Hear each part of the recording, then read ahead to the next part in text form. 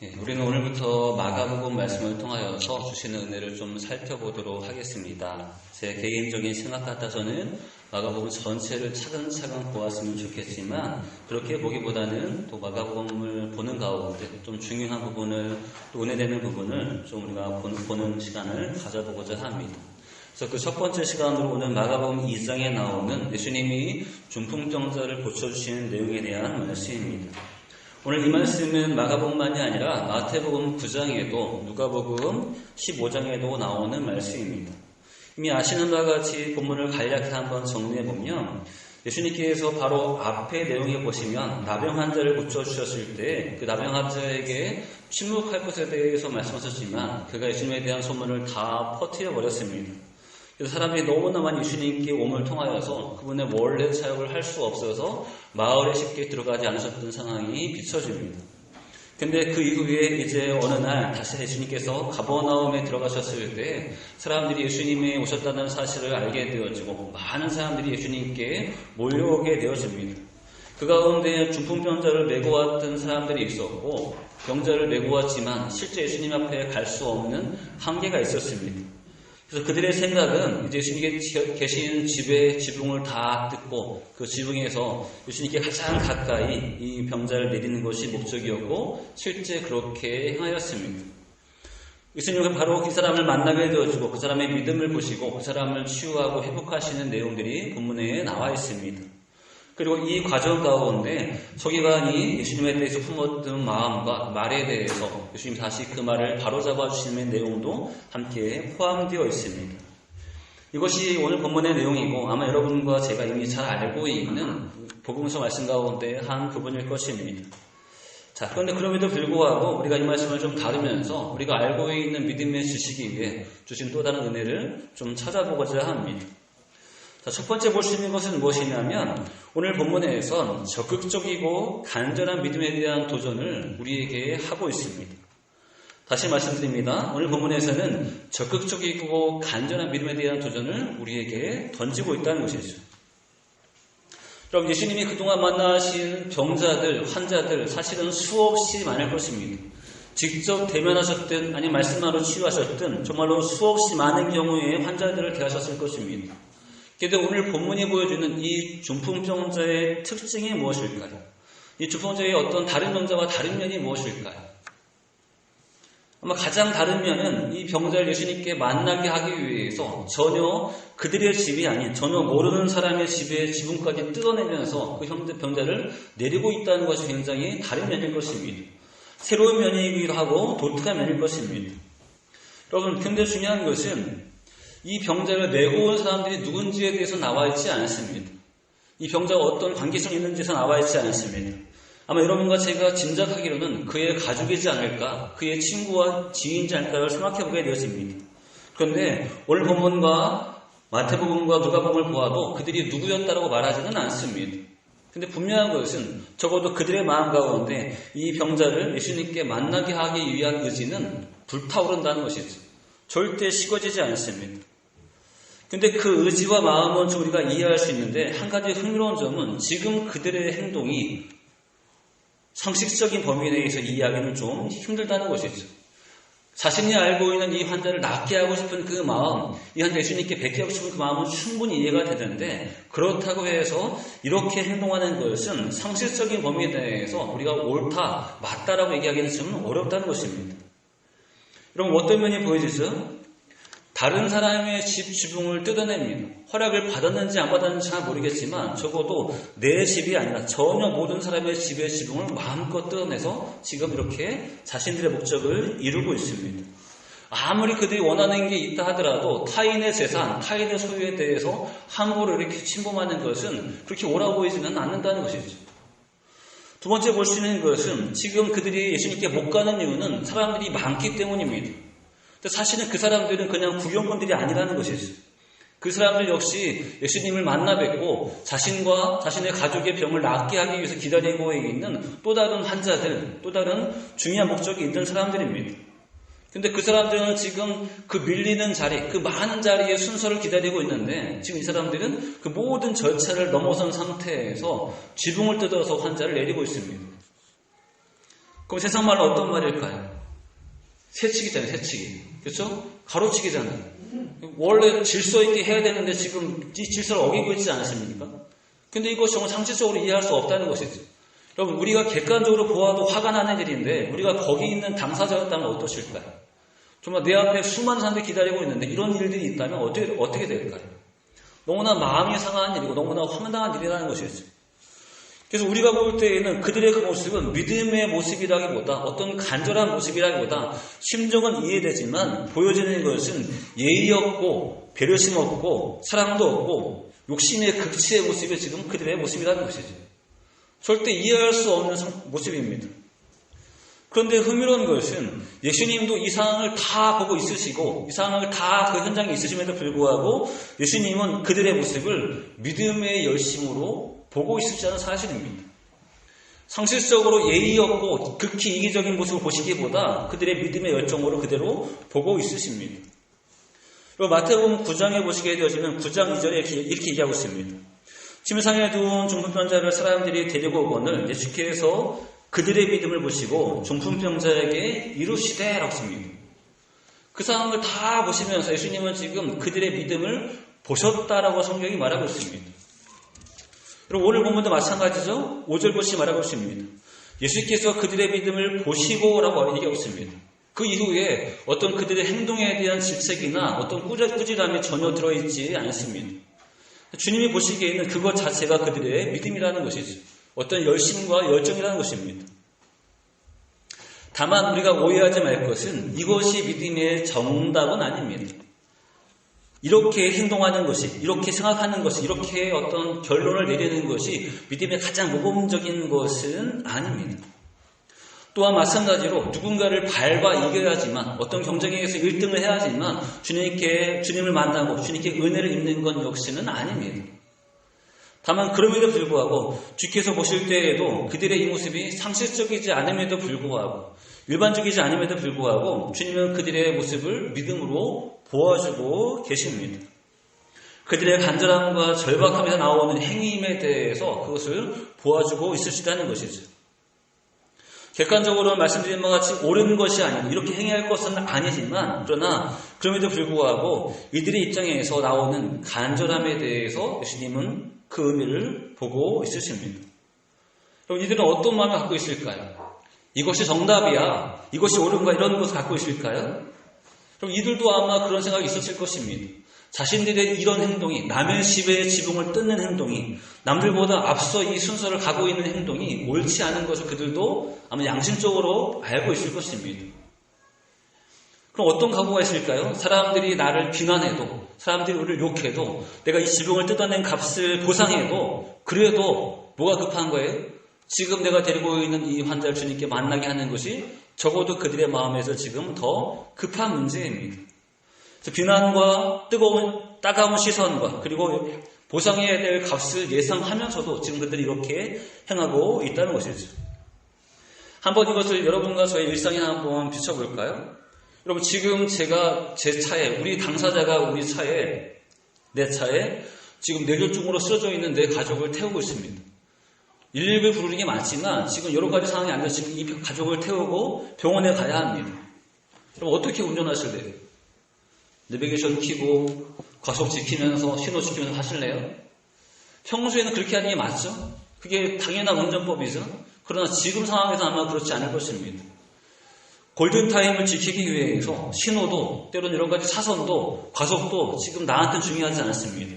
적어도 정해지는 시간에 이 내 가족을 병원에 데리고 가기 가장 먼저 우선순위입니다. 적어도 본인 스스로도 압니다. 이렇게 운전하면 과속을 물고 이렇게 운전하면 딱지가 끊어진다는 것도 알 것입니다. 혹시 사고가 날지도 모른다는 사실도 알 것입니다. 근데 그 모든 것보다 중요한 것은 적어도 지금은 이 가족을 병원에 데리고 가는 일일 것입니다. 지금 그런 심정이라는 것이죠. 여러분, 그런 상황이 어디도 나타나고 있냐면 성경에서 보고 있는, 우리가 잘 알고 있는 혈루병 여인의 행동에서도 나타날 수 있습니다. 기본적으로 그의 자리는 사람들과 대면하면 안 되는 자리입니다. 그는 사람들 사이에 들어가면 절대 안 됩니다. 그가 부정하기 때문에 사람들 사이에 들어가서 자신과 옷만 스쳐도 그 모든 사람들이 부정해지는 것입니다. 절대 들어가면 안 됩니다. 지금 이 여인은 어떻게 하고 있죠? 그 부정한 몸을 가지고 많은 사람들의 틈을 베집고 들어가서 그리고 예수님의 옷을 손수고 만집니다. 어쩌다 스친 것이 아니라 의도적으로 목적을 가지고 자신의 부정한 몸을 가지고 예수님의 지금 옷을 만지고 있습니다. 그럼 객관적으로 어떤 행동이죠? 다른 사람들에게 다 피해를 주고 있고 그리고 예수님께 부정함을 지금 전달하고 있는 굉장히 예의 없고 배려 없고 그리고 모욕과 부정을 퍼뜨리는 자의 악한 행동에 불과하다는 것이죠.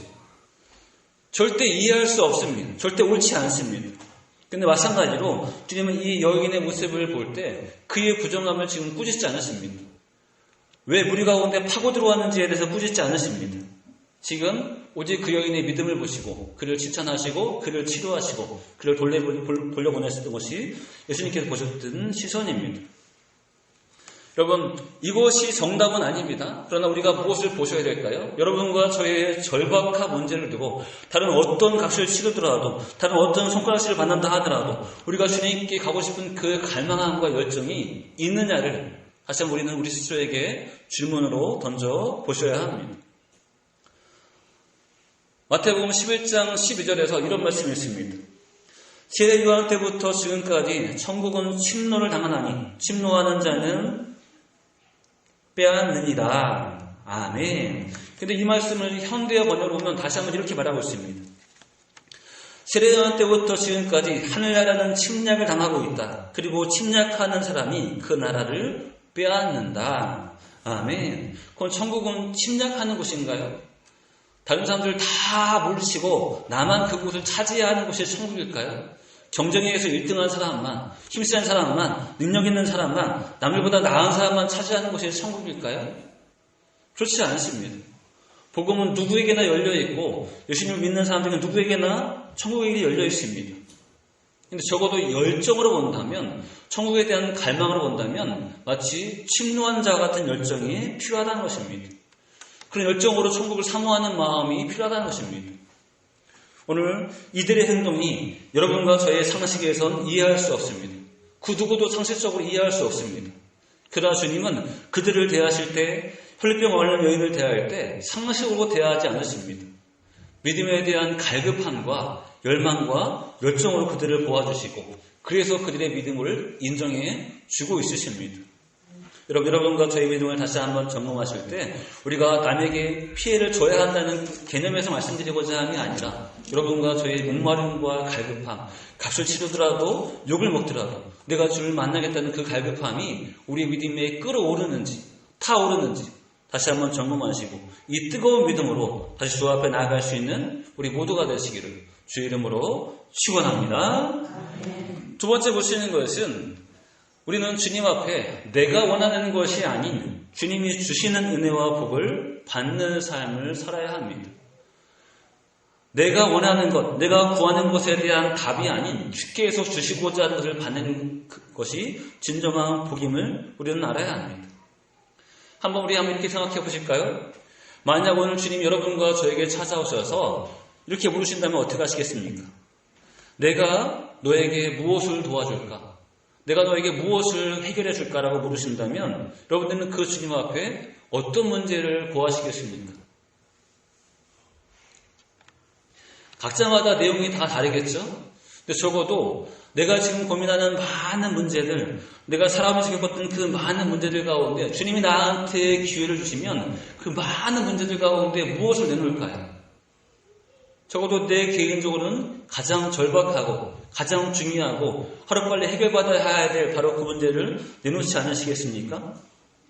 분명히 그 문제를 내놓을 것입니다. 그리고 그 문제만 해결된다면 다른 문제들이 남아있다 하더라도 한시로 놓을 수 있는 좀 더 마음이 편안할 수 있는 것이기 때문에 내놓을 것입니다.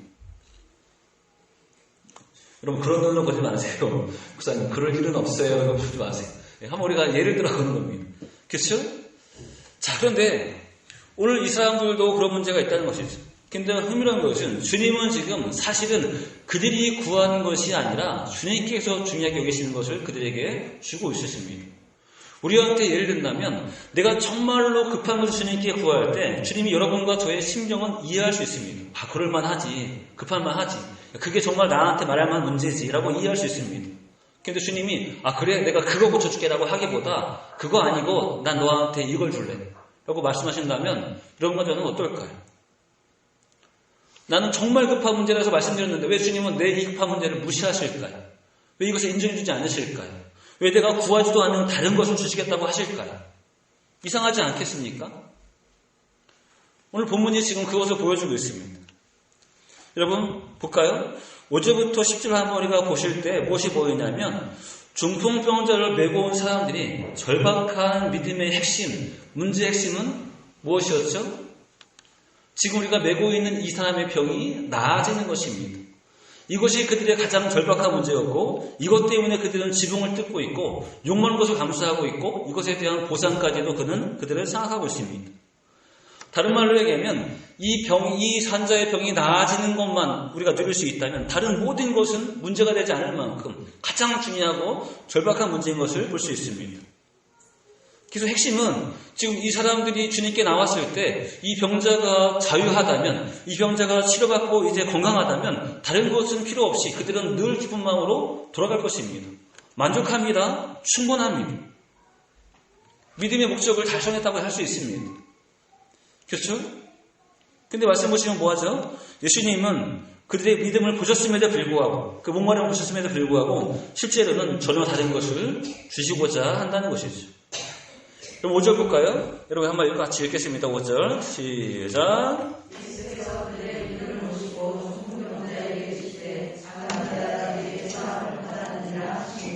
아멘. 그들은 분명히 올 때부터 그 모든 열정은 이 환자의 병이 나아지는 것입니다.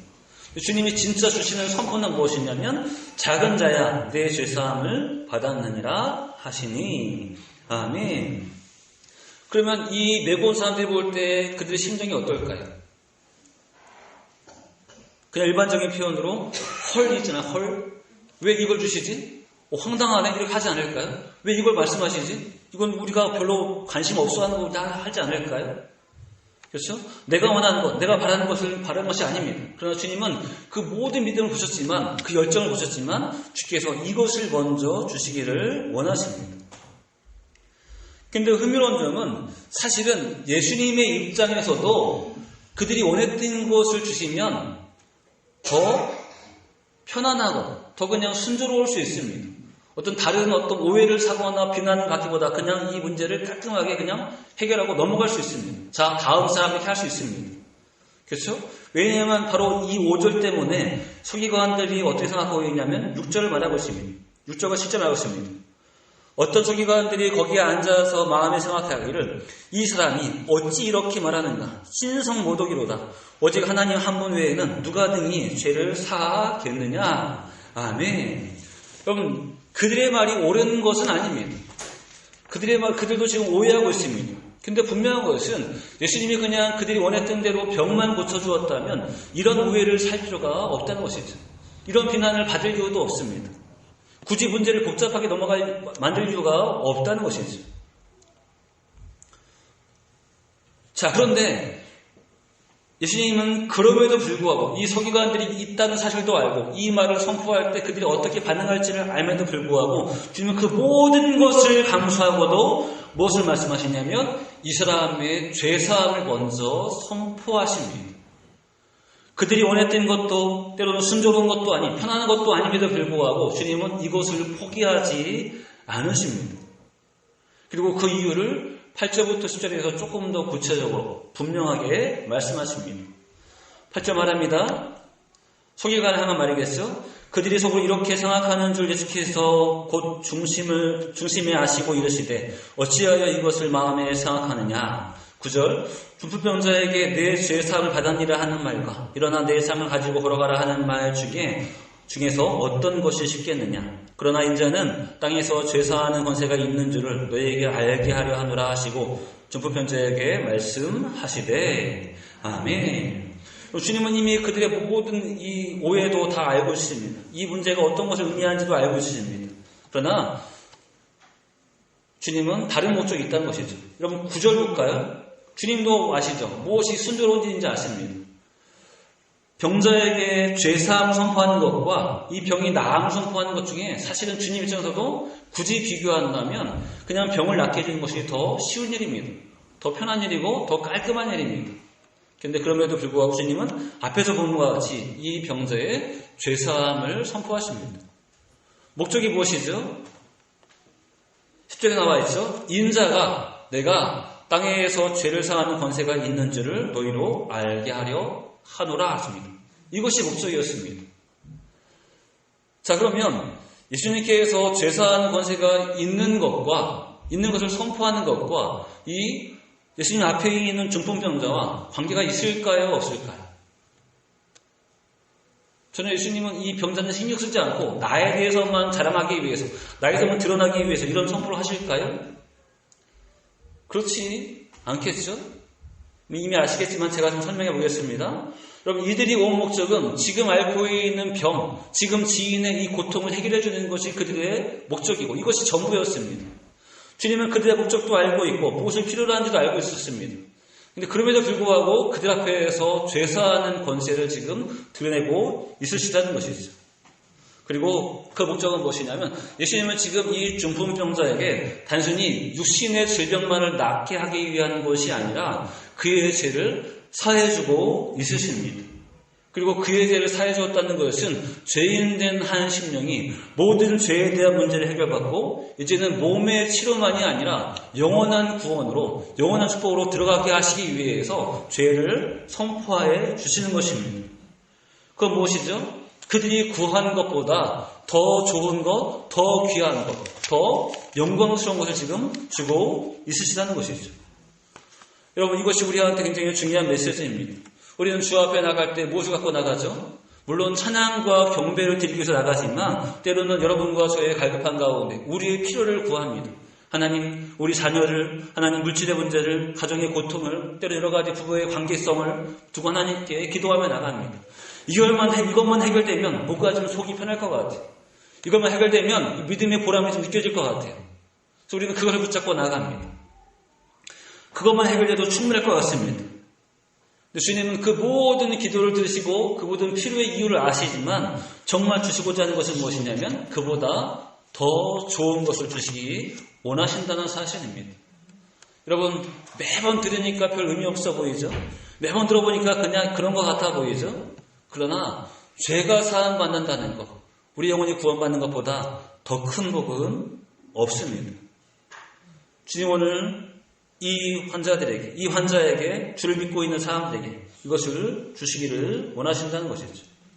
여러분, 우리는 바로 이것을 누리셔야 합니다. 이것이 더 급한 것이고 더 중요한 것이고 더 근본적인 것입니다. 우리는 이것을 차후의 문제로 아니면 상식적인 선에서 이미 받았다, 누렸다 하겠지만 여러분과 저의 복은 이것을 넘어설 수 없다는 것이죠. 한번 생각해 보실까요? 물론 몸도 치료받고 영혼도 구원받으면 더 좋은 일이겠지만 굳이 한번 나눠볼까요?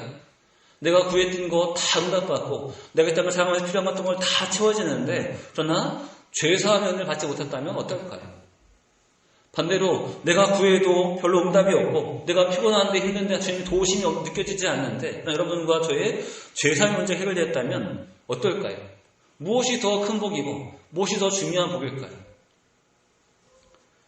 고민할 필요 없이 사실은 여러분과 저의 죄가 사해지는 것이 가장 큰 복이고 은혜인 것을 함께 보게 되어집니다. 그러므로 오늘 정말 중요한 핵심은 우리의 열정과 갈망으로 주님 앞에 믿으러 나갈 때 주님은 여러분과 저의 모든 것을 다 받으십니다.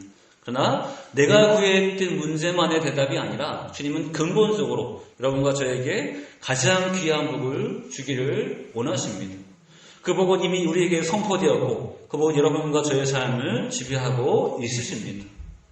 그러면 이제 이 사람은 그냥 병을 안고 구원의 기쁨만 갖고 그냥 돌아가면 될까요?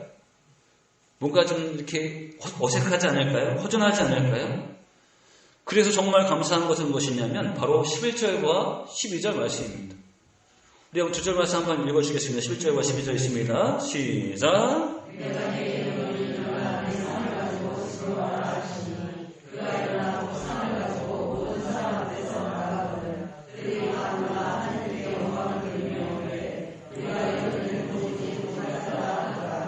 아멘. 주님은 그들의 급한 문제를 다 외면하시고 이것만 받아, 이것만 드리라고 말씀하시는 것이 아닙니다. 나한테 찾아온 한 심령을 볼 때 가장 근본적인 죄사함의 문제를 풀어주시고 영혼권의 문제를 풀어주시고 그리고 그들의 절박한 문제를 주님은 자동적으로 다시 한번 풀어주십니다. 지금 본인이 죄사함을 선포했지만 서기관들이 모함하고 서기관들이 오해하기 때문에 이 말을 취소하고 지금 병자만 치유하기 위해서 선포하시는 것이 아닙니다. 주님은 강력한 선포를 통하여서 본인이 메시아임을 드러내시고 그의 죄의 문제를 해결하시고 그리고 천부적인 은혜로 지금 그들의 안고 있는 문제를 풀고 있으시다는 것이죠. 여러분 로마서 8장 30절에 이렇게 말하고 있습니다.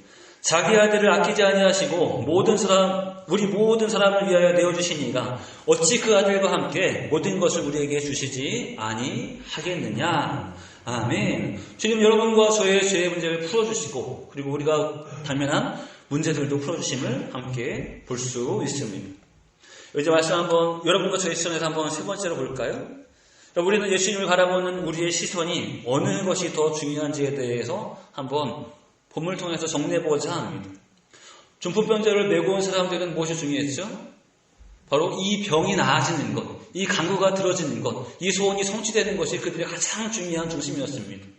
예수님이 죄사함을 선포하지 않으셨다면 그들은 이 병이 나아지는 것만으로도 그냥 만족하면서 돌아갔을 것입니다. 그렇죠? 그것이 그들의 한계입니다. 그런데 예수님은 바로 그들의 그 간구와 더불어 더 근본적인 것을 먼저 풀어주시고 죄를 사해 주시고 영혼을 구원해 주시고 그리고 그 부분을 해결해 주십니다. 두 번째, 같은 상황이 있지만 서기관들의 모습을 보시기 바랍니다. 그리고 그들은 지금 뭘 보고 있어? 주님을 치유자로도 주님을 돕는 자라도 주님을 메시아라도 보지 않았습니다. 저 사람이 어떤 흠이 있는지 우리가 저 사람이 어떤 단점을 발견할 수 있는지 그냥 연구의 대상입니다. 그리고 그들이 할 수 있는 최선은 저 사람이 우리와 무엇이 다른지를 발견하고 우리가 믿고 있는 구약의 율법과 무엇이 어긋난지를 발견하며 그 사람을 모함하고 무너뜨리는 것이 그들의 최대의 목적이었습니다. 여러분 중요한 것은 예수님은 죄사하는 권세가 있으신 메시아인데 서기관들이 바라볼 땐 전혀 관심이 없다는 것이죠. 그들이 바라볼 땐 저 인간이 얼마나 못됐느냐, 얼마나 이중적이냐 그것을 보고자 하는 것이 그들의 주된 관심사였습니다. 그리고 그들이 얻어낸 것은 아무것도 없다는 것이죠. 안고 있는 현재적인 문제도 그들이 있었던 원래적인 그 죄의 문제도 해결받은 것이 없는 그냥 세상의 한 자리에 있는 모습에 불과합니다. 세 번째는 중풍병자들 메고 온 사람들과 바라보고 있는 서기관들과 관계없이 주님이 드러내시는 자신의 모습이 있으십니다. 자신이 이 땅에 오신 메시아임을 분명히 밝히시고 그리고 자신 앞에 온 많은 사람들이 갖고 온 목적과 관계없이 이제 주님을 온전히 보기를 원하십니다. 죄를 사하는 권세가 있으신 이 땅에 오신 하나님의 독생자이고 메시아이심에 대해서 그들이 분명히 보기를 원합니다. 그리고 그들이 알든 모르든 그들 안에 가장 중요한 목적인 문제인 이 죄에 대한 문제가 해결되는 것이 주께서 오신 이유고 주께서 복을 주시는 이유입니다. 그럼 만약에 주님이 이 문제, 죄에 대한 문제 해결할 것이 아니셨다면 주님께서는 단순히 치료를 위해서 병자를 낫게 하기 위해서 이 땅에 오실 이유가 전혀 없다는 것이죠. 그러니까 나는 메시아는 아니지만 그냥 병자만 좀 고쳐주고 올래. 이렇게 오실 이유가 전혀 없는 것입니다. 그분이 오신 100%의 목적은 무엇이냐면 우리의 죄를 사하고 우리의 영혼을 하나님께 인도하는 영원한 구원을 주시기 위해서 오신 것입니다. 이제 말씀을 정리합니다. 그럼 이제 여러분 우리는 예수님을 다시 한번 똑바로 바라보셔야 합니다. 내 아픔과 고통을 근거로 우리가 만들어낸 꿈, 소망 그리고 성취하고 싶은 어떤 목적을 근거로 주님을 믿음으로 바라볼 수도 있습니다. 이것만 풀어주시면 이것만 해결해 주시면 주님은 참 좋은 분이라고 우리는 생각할 수 있습니다. 그런데 주님은 그렇게 여러분과 저를 대해주지 않으십니다. 우리가 구한 것과 관계없이 그분이 주셔야 될 가장 중요한 것을 더 소중한 것을 주고 있으십니다. 그것은 우리의 죄에 대한 문제의 해결이고 영원한 구원에 대한 축복입니다. 여러분 믿음으로 살아가는 우리의 삶 가운데 우리가 보시다시피 경험했다시피 여러분과 저의 육신의 삶의 조건은 너무나 많이 바뀝니다. 마치 술렁이는 파도와 같이 확 몰려왔다가 확 빠지는 어떤 바다와 같이, 바닷물과 같이 여러분과 저희가 겪고 있는 상황은 너무나 많이 바뀝니다. 하루에도 너무나 기쁘고 즐거울 때가 있고 그 하루의 시간에 너무나 화가 나고 분통할 때가 있습니다. 그렇죠? 만족스러울 때가 있고 굉장히 허전할 때가 있습니다. 하루도 그런데 여러분 한 달은 어떻습니까?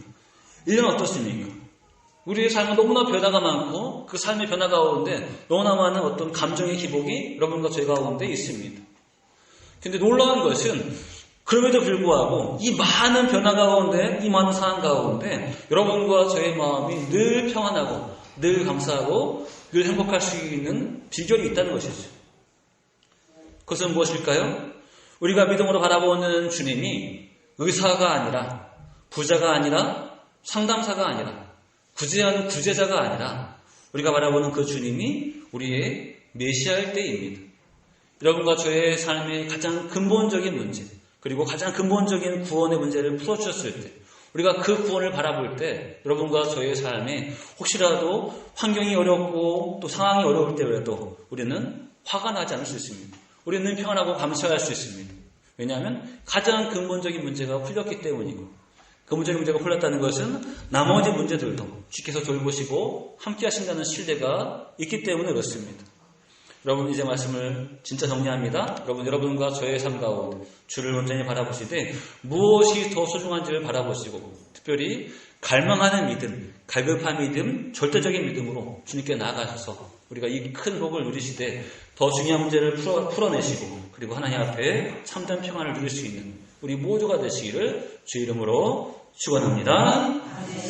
기도하시겠습니다. 할렐루야, 감사합니다. 제가 다시 한번 마가복음 2장을 통하여서 중풍편지를 메고 온 사람들의 모습을 보게 되어집니다. 그때 가장 절박한 문제는 현재 메고 온 병자가 나아지는 것, 병이 치료받는 것이 가장 중요한 목적이었다면 주님은 그 모든 것을 아시고도 죄사함을 선포하시며 그 사람의 영혼의 구원의 문제를 풀어주시는 것을 함께 보게 되어집니다. 주님, 우리를 받으시되 더 좋은 것으로, 더 풍성한 것으로, 더 온전한 것을 주시고자 하는 주의 마음을 우리가 볼 수 있도록 인도하여 주옵소서. 그리고 주님, 일상 가운데 우리는 많은 문제들을 갖고 주 앞에 나가지만 그 문제에 따라서 우리의 감정과 기복이 흔들리는 것이 아니라 그보다 더 근본적인, 우리가 주 앞에 죄인된 자의 허물을 벗었음을, 우리가 주 앞에 거듭난 자의 은혜를 입었음을 기억하게 하시고 어디 살든지 무엇을 하든지 참 기쁨과 평안 가운데 거할 수 있도록 함께하여 주옵소서. 다만 주님, 바라옵기는 저희들의 믿음과 열정이 정말로 불타오를 수 있도록 인도하여 주옵소서. 식어진 믿음과 식어진 열정이 아닌 더 뜨거운 마음으로 주를 바라보게 하시고 갈망하게 하시고 하늘의 은혜를 날마다 덧입어 나갈 수 있도록 모든 삶을 기억하여 주옵소서. 오늘도 믿음을 갈망하며 나갑니다. 우리에게 주어진 나머지 일주일간의 삶을 기억하게 하시되 그 삶의 자리에서 승리하게 하시고 주의 평강을 누릴 수 있도록 함께하여 주옵소서. 감사드리고 영광을 드리오며 예수님의 이름으로 기도합니다. 아멘.